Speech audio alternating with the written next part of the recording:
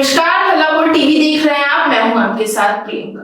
बिहार की सियासत में इन दिनों सीट शेयरिंग सबसे बड़ा मुद्दा बना हुआ है, लेकिन इस बीच केंद्रीय मंत्री और हम पार्टी के प्रमुख जीतन राम मांझी का बड़ा बयान आया है, जो सबको अपनी तरफ खींचता हुआ नजर आ रहा है। आगे आपको बताते चले कि मांझी ने दो टूक कहा है कि एनडीए में किसी तरीके का विवाद नहीं है और सीट बंटवारे का फैसला सिर्फ पार्टी हेडक्वार्टर के आदेश पर ही होगा। यानी जो भी इतने टाइम से अटकलों पर अटका हुआ था, वो सीधा ब्रेक लगा दिया गया है। उन्होंने आगे कहा है कि उपराष्ट्रपति चुनाव के बाद दिल्ली में एनडीए नेताओं की बड़ी बैठक होगी। उस मीटिंग में सीट शेयरिंग पर अंतिम निर्णय लिया जाएगा। मांझी के इस बयान ने साफ किया है कि वो गठबंधन की मजबूती का संदेश देना चाहते हैं।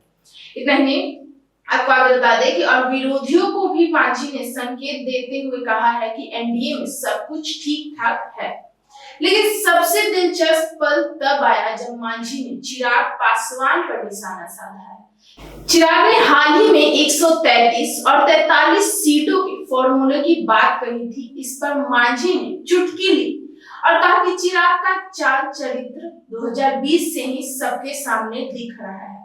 अब जनता को किसी भी भ्रम में पड़ने की जरूरत नहीं है। यानी मांझी ने साफ कर दिया है कि एनडीए में बेजुबान बयानबाजी से माहौल बिगाड़ने की कोशिश नहीं होनी चाहिए। इतना ही नहीं, मांझी ने जीएसटी बदलाव की भी जमकर तारीफ की है। उन्होंने कहा है अपने 46 साल के राजनीतिक जीवन में उन्होंने जनता के लिए इतना बड़ा तोहफा किसी सरकार से नहीं देखा है।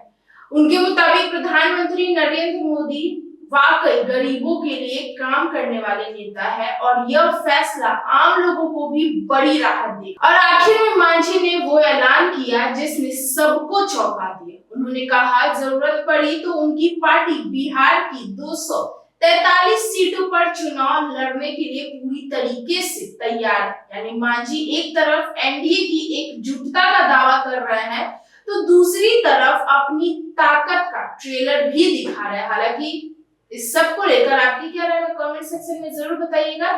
तब तक के लिए देखते रहे हल्लाबोल टीवी।